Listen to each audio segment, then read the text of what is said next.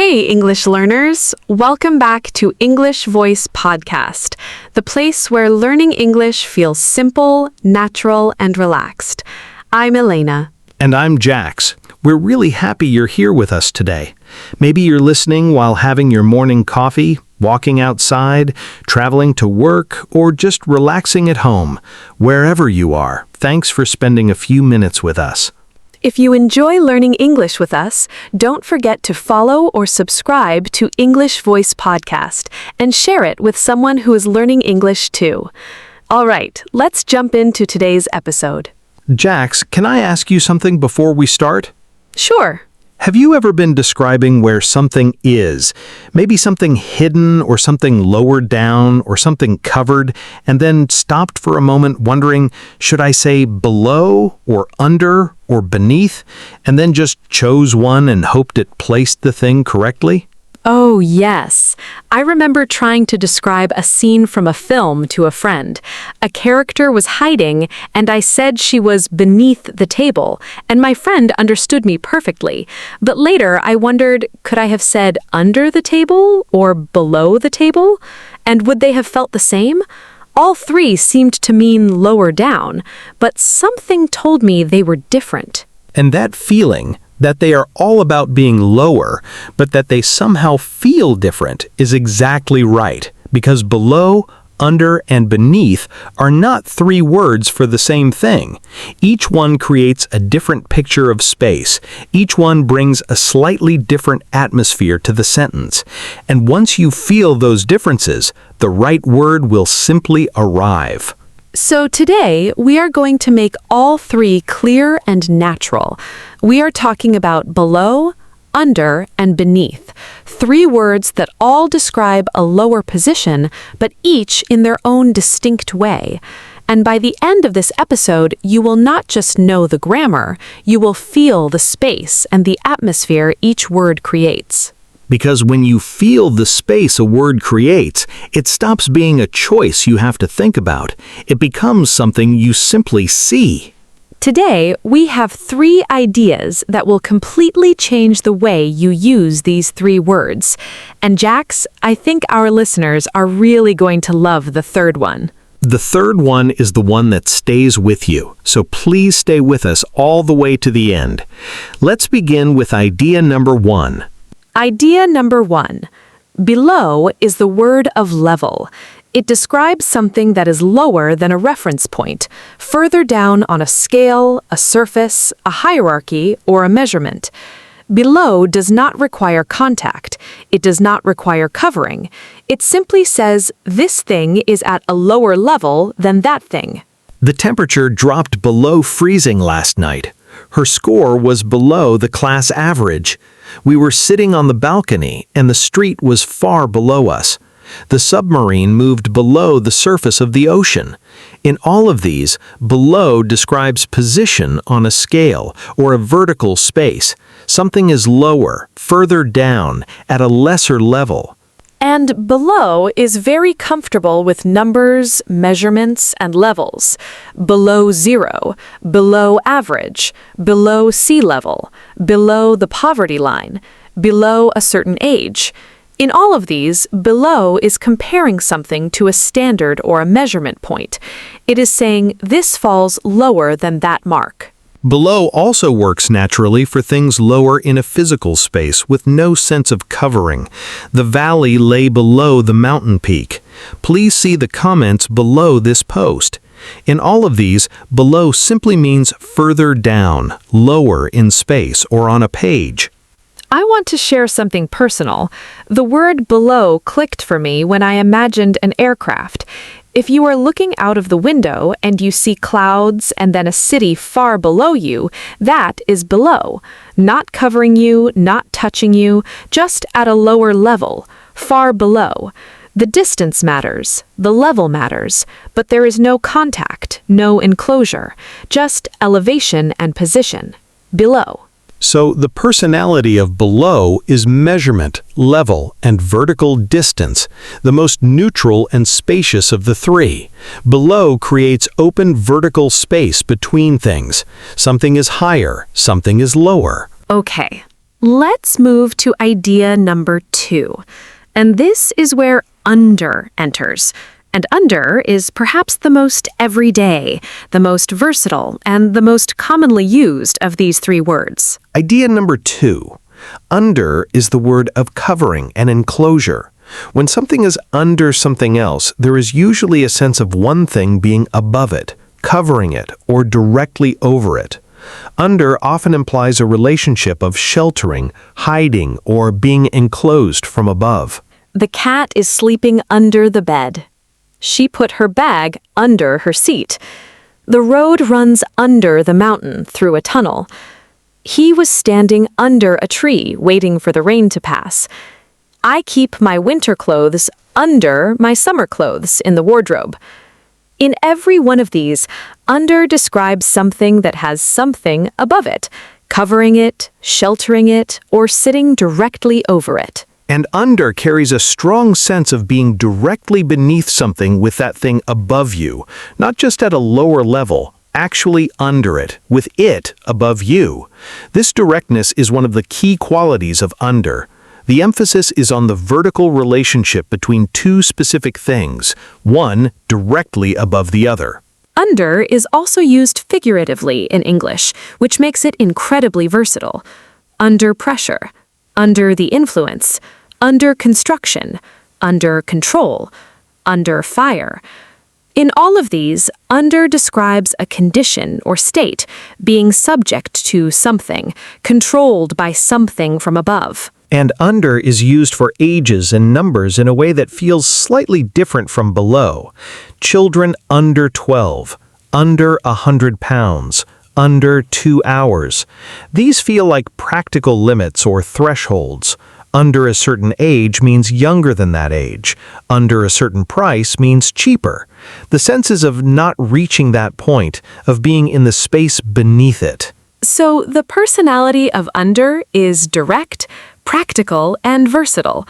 Things directly below something else, covered from above, and in its figurative uses, conditions and states that press down.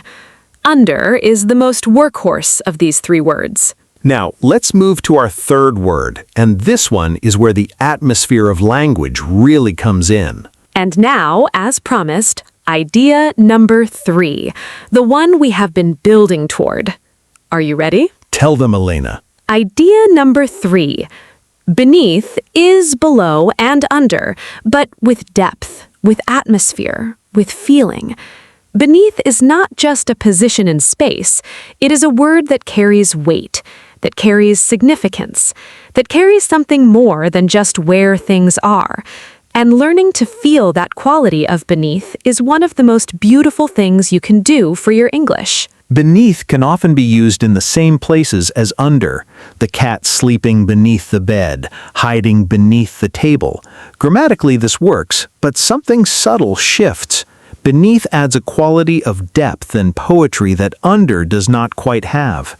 Beneath sounds more literary, more intentional, more felt.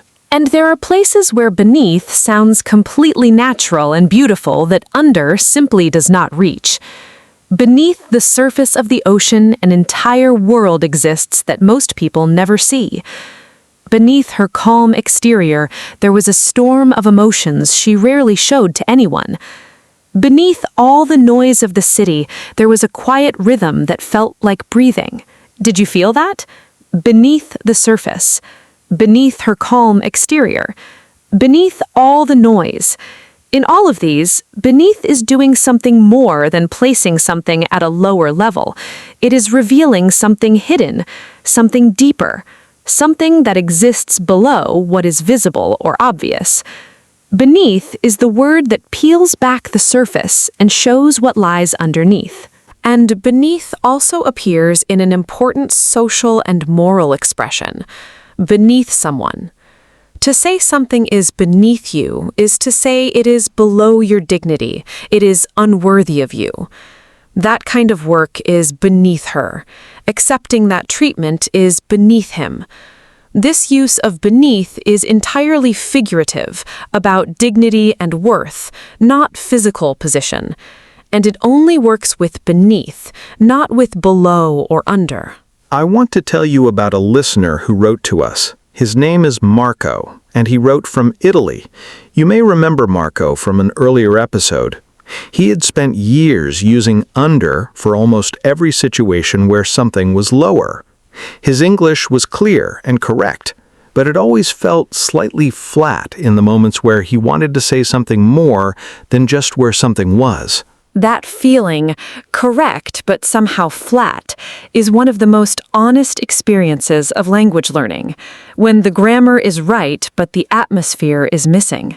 And then he started noticing how writers used beneath, in novels, in poetry, in writing that moved him.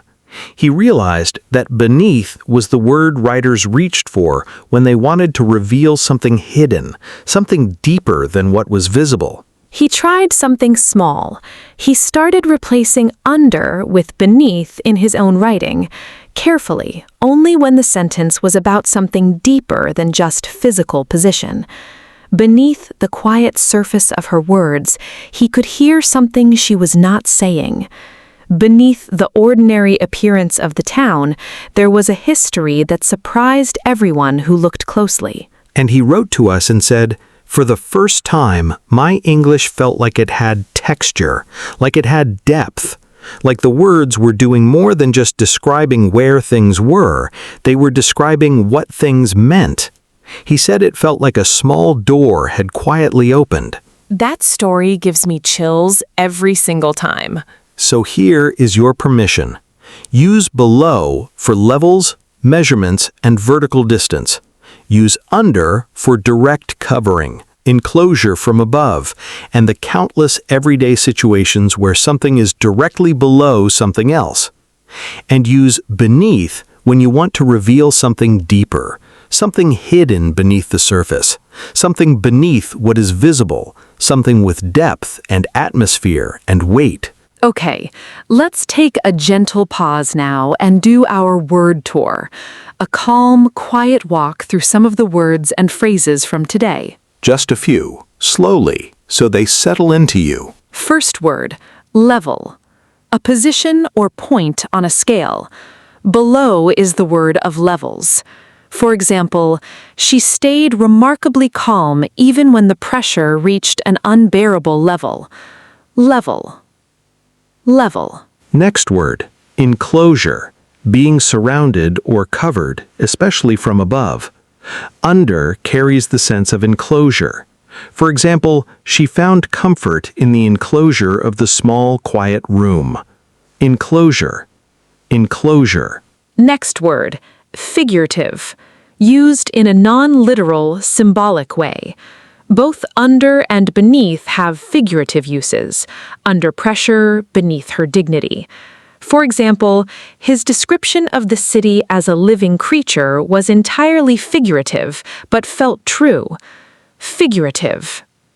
Figurative. Next word, reveal, to make something hidden, known, or visible. Beneath peels back the surface to show what lies underneath. For example, the Restoration slowly revealed a painting hidden for centuries. Reveal. Reveal. Next word, dignity. The quality of being worthy of honor and respect. Beneath someone, below their dignity, is a key figurative use. For example, she treated every person with quiet dignity regardless of who they were. Dignity. Dignity. And our last word, depth. The quality of being profound, of having more to it than what is on the surface. Beneath is the word of depth. For example, the conversation had a depth that surprised them both long after they said goodbye. Depth. Depth. 6 words today: level, enclosure, figurative, reveal, dignity, and depth. Try to use one of them this week, even in your head, even in a sentence you write before you sleep. Because a word you use is a word you keep. And a word you only hear passes through you like wind. But a word you feel, a word you connect to a real moment in your life, that word becomes yours forever. Okay, now it is your turn, and this is our favorite part of every episode. Yes, because now the conversation belongs to you. Here is your challenge. Write 3 sentences, one for each of our 3 words. One using below for a level, a measurement, or a vertical distance. One using under for something covered, sheltered, or directly below something else. And one using beneath, either for a hidden depth, a surface that conceals something, or something that reveals what lies underneath. Do not worry about making them perfect. Just feel the space each word creates as you write it. Below, open, vertical, measuring.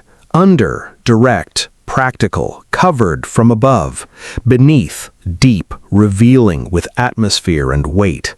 For example, the temperature fell below 0 last night, and everything outside turned white and still. My keys were under the pile of books on my desk, which is exactly where I had left them without realizing. And beneath her usual cheerfulness, I sometimes sense a tiredness she does not often talk about. Or, the village sits just below the ridge of the mountain, sheltered from the wind. The children hid under the table during the thunderstorm, and somehow that small space felt like the safest place in the world. And beneath the ordinary surface of that afternoon, something shifted between us that neither of us quite named. That last sentence, beneath the ordinary surface of that afternoon, something shifted. That is what beneath does. It says there was more here than what was visible. It says there was a depth to this moment, and that depth is real and worth naming. So please write your 3 sentences in the comments. Make them yours, make them honest, and let beneath carry something real, something that exists below the surface of a moment you actually lived. And know this, when you write your comment, you are not just practicing grammar. You are practicing the art of describing the world in more than one dimension, not just what is visible on the surface, but what lies beneath it. And that is one of the most beautiful things language can do. And your sentences might be exactly what another learner needs today. Someone who has been using under for everything and never felt the depth that beneath can add. And then they read your sentence and something shifts. Oh, there is more here than I thought. There is another layer to this. One honest sentence gives permission to 100 quiet hearts. Before we close today, thank you for listening all the way to this moment. That is not a small thing.